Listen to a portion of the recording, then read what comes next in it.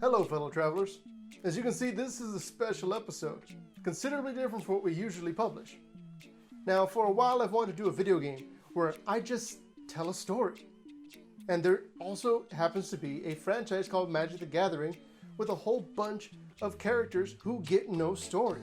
Specifically, a fan favorite from the far distant past, Squee, came back for a recent storyline. He did not get anything out of it, so I decided to make one myself. Now obviously I don't actually own the characters or the art or anything that is actually like shown. It's all just what I wrote and made up. It is purely fan made and I'm super excited, so let's just jump into it. Squee didn't look it, but he felt old. He remembered Captain Sisay's funeral. He had attended in his cabin boy outfit, lovingly patched up by her grandchildren. He wore that same suit when he saw off Tongarth too, though that time he got a lot more weird looks. It didn't take him long after that to make his way back home to Shiv. Although the land was basically the same, hot, covered in a sulphurous aroma, the goblins around here were a lot more diverse than he remembered. Some were probably relatives of Moggs. He thought back to how scary things were on Wrath during the invasion, mainly the torture, but also the abundance of Moggs scurrying from shadow to shadow. Squee shivered at the memory. Stranger, you sick? Squee looked up towards the sound. It was a wrinkled old goblin. Her ears had been worn away by the sand, her face like a leathery skull. Squee clutched his toy to his chest for comfort. The orb's gentle pulse reassured him. No, I's fine. Thanks though. Yes, sure, she replied, holding a saw. I'm Shiv's finest surgeon. Squee clambered away towards a particularly large mountain, hoping to meet up with an old friend that could still be around, oblivious to the panicked goblins hiding between the cracks and the shadow of a massive dragon flying overhead. He did become particularly aware when the dragon chomped down on him. Squee had become accustomed to things eating him, but he would never get used to being eaten by a dragon, the worst part by far being the smell. But luckily for Squee, it never lasts long. Squee awoke to darkness. His eyes felt like they were on fire. He was choking. He scrabbled around the dark until he escaped and rolled down the mound of dragon dung into a group of goblins. Squee stumbled out, surveying that somehow his precious suit was still intact. However, his toy was nowhere to be found. He eyed the others, searching for it, and lunged at a particularly manic goblin, which swiftly dodged and smacked the back of his head, causing him to fall over into several particularly pointy stones jutting from the ridge below. Fortunately, he was back before they were done looting the pile. He was relieved to still have his earring. The goblins stared wide-eyed at him, unsure of what to make of him. One lackey went up and poked the holes in his vest. He's no ghost. He waved his head in front of Squee's mouth. He's no zombie either. The ringleader cautiously approached. You's dead, then you's not dead. Care to explain? Squee patted his chest. Can't die. Long story. We could use a new chieftain, and your, talents would be great. Squee's face lit up. You's right about that. I was the head chef of the Weatherlight for a whole night. He jumped up and down with joy. He was so excited that he'd forgotten completely about his toy, nor did he wonder why an immortal chef was necessary. The following weeks were not easy for Squee the chieftain. He did learn to weaponize hot soup, which the other goblins were astounded they hadn't done yet. Soon, goblins across Shiv knew of an incredibly lucky goblin that managed to survive nearly every kind of death. The biggest tell was of how Squee had apparently used his body to catch all of a chain roller's blades, allowing his raiders a chance to turn the tide. It didn't take long before Jareth the Goblin King summoned him to his domain. It was late at night, and Squee had not expected his own spies to kidnap him, nor did he expect their method of transporting him to be a catapult. When Squee awoke, he was in a vast, vaulted cavern, robes wrapped around him. I should have hired a lookout. He realized that after all the vampires, dragons, mutated wizards, goblins weren't too intimidating. Squee actually skipped as best as he could down the hallway, up until he saw the king. And there he was, plopped down in front of his beloved subjects, some of which had knives and were scrabbling up to kill him. Purebred Moggs were posted to take them down. Squee found the whole ordeal humorous. That was when he saw her. She was beautiful, just like she'd always been. Her comforting pale flesh, her smooth curves, nothing could compare to his beloved toy, and it was shoved crudely into the king's scepter. Squee absent-mindedly walked into the center of the king's hall, right into the blade of an assassin. Squee looked down at the blade in his chest removed it, and pointed at the scepter. A king. How'd you get that? The king bounced with joy in his seat. Squee the Immortal! So glad you'd join us. I had to see you do the ding. He snapped his fingers and watched as his brutes pummeled Squee, laughing the entire time. He would watch as the poor fellow was reduced to paste, watch the whirlwind of magic reviving him, then repeat it all over again. Fortunately, in the midst of regenerating, he noticed a jester jumping up and down behind a pillar, trying to get his attention. Just as the frenzied horde jumped back into the fray to tear him apart, he snuck away to the jester. The pair fled the carnage to a nearby bramble garden. Squee spat out a spare tooth. I've seen all sorts of gardens in my time, but this is impressive, right? The royal gardener wiped her brow, a dying tree slung over her shoulder. There's all sorts of fun stuff from across Dominaria here. Squee scratched his head. As the three went through the winding maze in the heart of the garden, how long have you two been working here? The jester jumped ahead, walking backward. About a month. Jester die quick. You'd be a great one. The gardener ignored him. I've been gardener at least 3 years. Last one, really. No one really cares about the plants like me. Squee smiled at her. You does a good job. Also, why are you helping me? Before either could answer him, a jellyfish appeared out of nowhere in the middle of the path. Squee yelped and fell backward in an attempt to avoid it. A goblin crouched in the thorny hedge beside him chuckled. Actually, you'll be helping us. He clambered down. Name's Hobbs. The clown is Dib and she's Jula. We all know who you are, Squee. Come on in and meet the team. Squee's confusion was only compounded by Jula holding a hand against the hedge, causing the vines to unfurl and reveal a new path into a warmly lit alcove. As Squee approached, Dib ducked down another corridor. 2 young goblins were running around a particularly studious fellow. He pushed crude glasses up his nose as he studied a box with a broken pipe sticking out of it. Hobbs knocked on the doorframe. Squee's here. The children froze and the room grew still. The kid's a tick and tack. The nerd is Tago. Tago waved dismissively. We're gonna toss the king. He's none too smart and we's not about to help him end the world. Squee took a step back. The world? How? Squee thought back to how often it seemed like the world was ending. Be it an inverted mountain collapsing around him, deep in a deadly furnace, or a cloud of death descending across Urborg. Supposedly, there's a group called the Cabal, led by Bells and what's it? Bells and Whistles, Tago corrected. Right, bells and whistles. Anyways, they steal stuff. All sorts of old stuff, and Belsy Boy starts lying and stuff about them. Jareth made a deal to give them our stuff, too.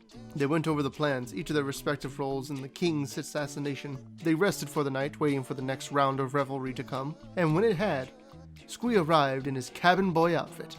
Dib had been kind enough to swipe it for him. Dib had also decided to accompany him. He was singing and dancing to get everyone's attention. He would accidentally knock away any goblins that got too close, until Squee was only a few feet from Jareth. The king laughed. Squee! You've returned to us! I'm so glad! Let's begin! The entirety of the court descended upon Squee, daggers and fire slings brandished. Dib fled the fray to the outer reaches of the court, while Squee was torn apart. No one could see Tick and Tack setting up their giant slingshot. They were all blissfully unaware as the children launched a giant bomb into the fray, and by the time the king had his guards at attention, there were bits of goblin flying and falling from the sky. The remaining guests fled to the reaches alongside Dib. Squee knitted back together and continued to approach the king. I's here to usurp you, to stop you from helping Bells and Whistles. Jareth laughed. Gods get 'em. Squee couldn't help but flinch, knowing what was to come. He knew that Tago was set up with his minigun in the rafters. He could hear the slowly rising cranks, which were soon followed by a series of shrapnel tearing through him and the guards. Tago's maniacal laughter echoed through the king's chamber, and when the dust settled, Squee stayed standing. Well, he was trying to look heroic.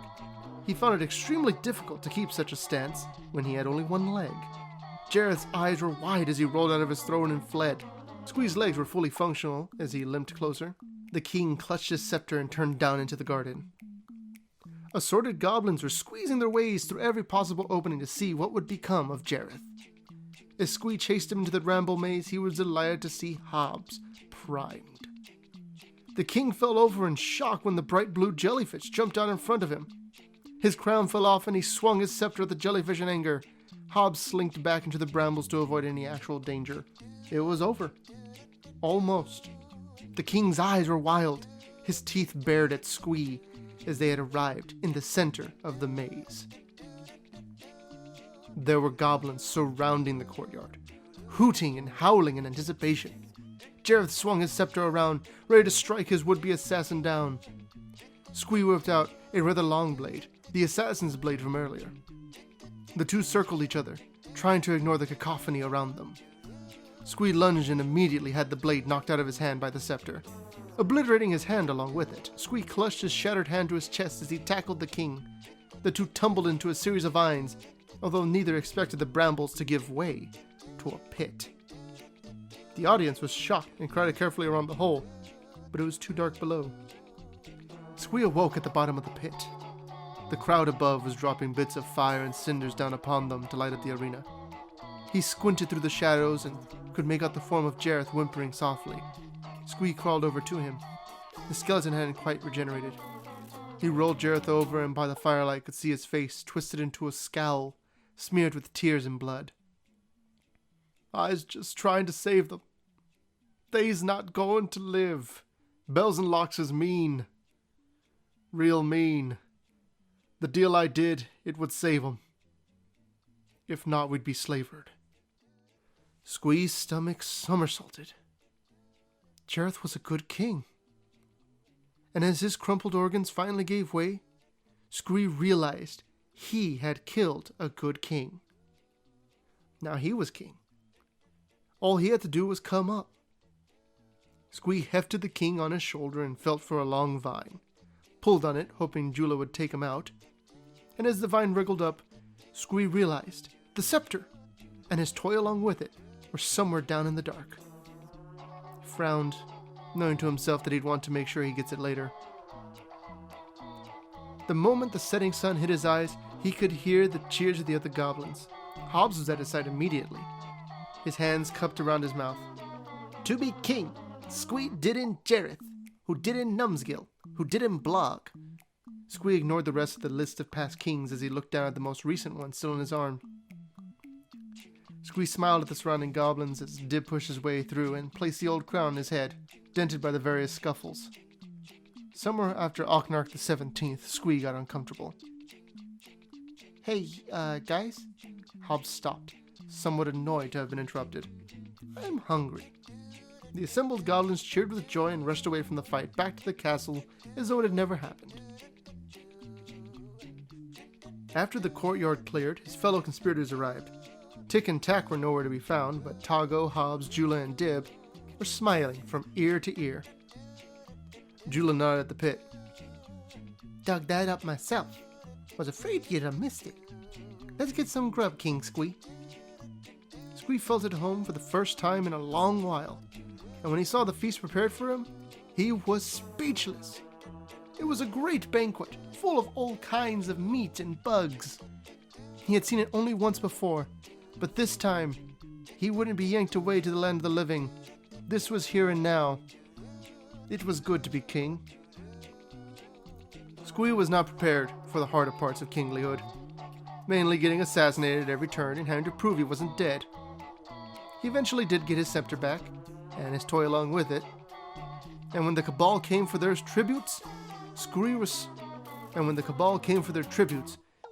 responded the best way he knew how, by greeting them personally with all sorts of pointy explosives strapped to his body, and kindly asked them to leave. Due to his unnaturally brave and unorthodox methods of diplomacy, the goblin population actually boomed. Of course, Squee would never actually want to do something so insane on his own. That was thanks to Hobbs, his slightly unhinged advisor. Tago was free to create new contraptions, and with all the new students, started his own Tilapia Academy to train new tinkerers as a renowned weaponsmith. Jula left her garden from time to time to be an explorer. She led raids on behalf of Squee to attain new resources and territory for them. Dib trained an entire army of battle jesters to face any threat too big for Squee alone. Squee attended each of his new friends' funerals as they aged, regaled their children with stories. He did the same for them, and so on. He would sometimes live long enough to see a gray hair or two, but some upstart would try his luck at killing him. He'd let them, of course, and if they seemed nice enough, he let them go with his own wise advice. After a few centuries, he'd gotten used to ruling his kind. But every now and then, he'd look up at the sky and imagine he was up there riding in a skyship. Recently, he'd actually seen one, and he thought about how a new adventure could be. But for now, he'd let real heroes handle the cabal. There wasn't any shortage of food around here. Well, that was Squee the Immortal. I hope you guys enjoyed this little diversion, and you leave your comments below. I'm really looking for input because right now I just want to do more stuff like this, but it takes a lot of work and a lot of time, but I love doing it. If you guys want, I can do other franchises. I can go into different facets of Magic the Gathering if that's what you guys are into. Just let me know what you think. Please share this with your friends. We'll be back on Monday with obviously more video game stuff because that's what we normally do. And until next time, travel well.